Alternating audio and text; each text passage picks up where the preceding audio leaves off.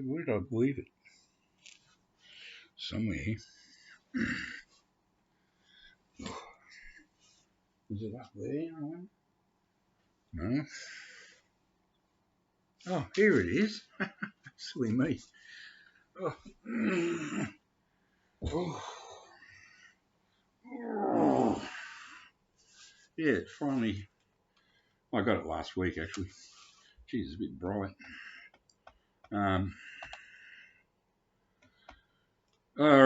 It's actually almost like spring here today, but it's something you don't. This climate out here, poor old Ben's in Melbourne. He's got 4 seasons in one day, every day of the year, so he's used to it. But here it's summer, then you get autumn or fall for about a week if you're lucky. Then it's winter for 5 months instead of 3. It goes for about 5. Starting in April this year. And I think we might be getting an early spring. That'll last for a week, and then it'll be 50 degrees Fahrenheit for the next 6 months. Enough of the weather.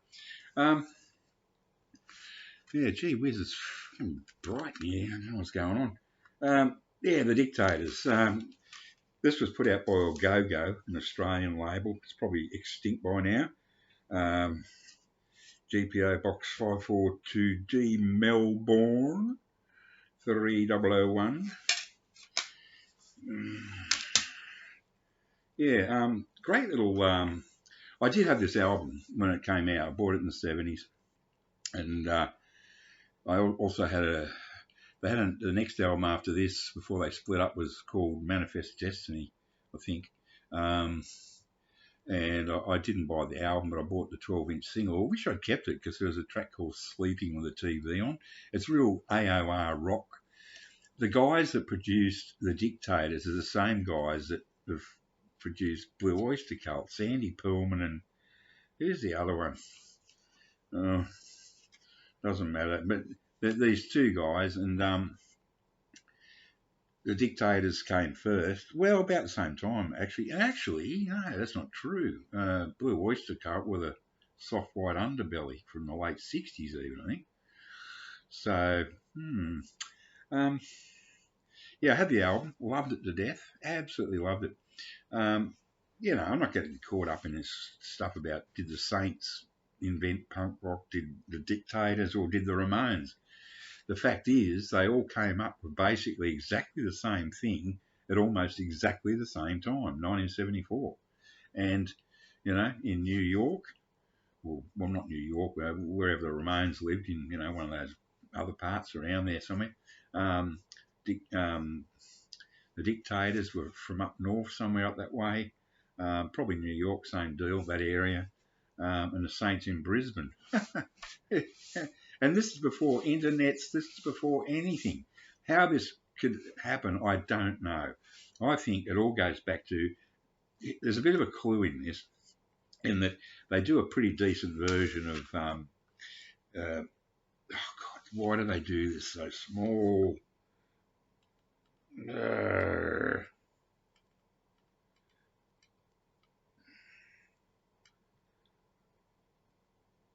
California Sun, the Rivieras, who ironically were a Midwest band or something, but it's a sort of great classic. I got this original single here. The Dictators do California Sun. They do a good version. I think the Ramones did that as well. I'm not quite sure. And I know the Saints didn't, but what I hear in all 3 bands is surf instrumentals, especially the Ramones, and especially the Dictators on a couple of tracks on here. Not the Saints, but it's garage surf. It's as they say here, the Dictators go girl crazy. Sex. What is it? Sex, drugs, and rock and roll. This is a waffle. Cars and girls and apple pie and a slice of rock and roll to go. Yeah, the Dictators didn't last long, but there they are. With handsome Dick Manitoba on occasional vocals. they look sort of like a mixture of that looks a bit like Mark Bell out of the Ramones, and this guy looks like someone out of the Heartbreakers, or what's that band David Johansen was in? New York Dolls. You know, they're sort of a mixture of the two. I thought I got this. Ben Rankins mentioned the Saints, and I said something about the Dictators, and I thought, hang on, I lost this one decades ago when I had the big sellout. Not because CDs had come in, because I had a massive gambling problem. Terrible. And I'd sort of looked up the vinyl copies. The original of this goes for a couple $100 and up. Oh, by the way, this is really wonderful. Sort of, you know, it's really good little detailed little write up on this. So yeah, and I thought, oh bugger. I thought, oh, I'll see if there's a CD, and thank goodness, or Go-Go have this is either a bootleg or an official dodgy deal or something, because the actual printing imagery is almost like it's been done on a home printer. But when you look at it's just normal. So there's something sort of dodgy about. This is shit. I should have done this outside where you can see properly.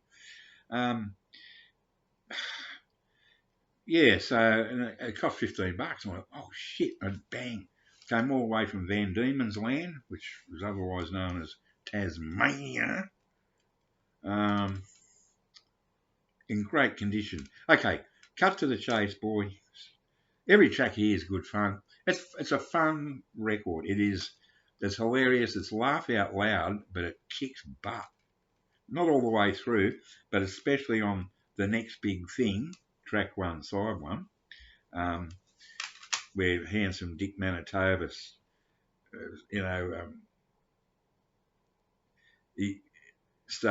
is how it starts. I didn't want to be here, I could have been basking in the sun in Florida. This is just a hobby for me. Nothing, you hear? A hobby. Oh, God. And then, of course, Master Race Rock, which is almost identical to a single I used to have, and I lost, and I don't know why, because I loved it. The D.D. Ramone song,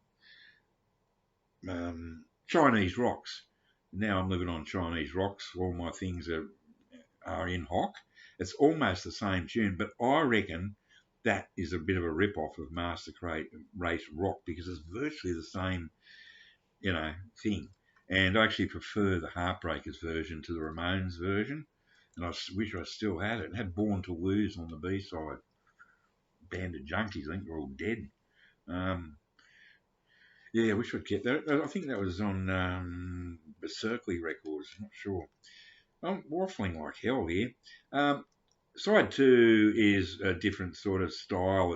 It's sort of more surfy, Beach Boy type vocals. But, they're a damn good band. Excellent. But this is worth having for those 2 tracks. The Next Big Thing and Master Race Rock. Oh, my God. They still sound so good.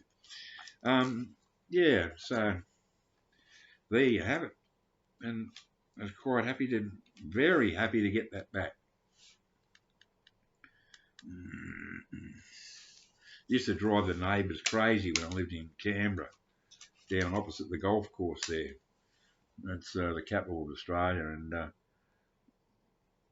and these people next door used to have this every week or fortnight. They'd sing operettas and things in their lounge room, and it was right next to my bedroom. So I thought, oh, fuck this shit. So this was one of the ones I used to crank up, and then of course there'd be no more la la la la la. It'd be, you animal, you're just an animal. It sounded like Handsome Dick. It was Handsome Dick Manitoba saying, you're an animal. I'd be perfectly happy. But they go, you're an animal. They're talking about me. Me? They're the animals. Anyway, what a waffle.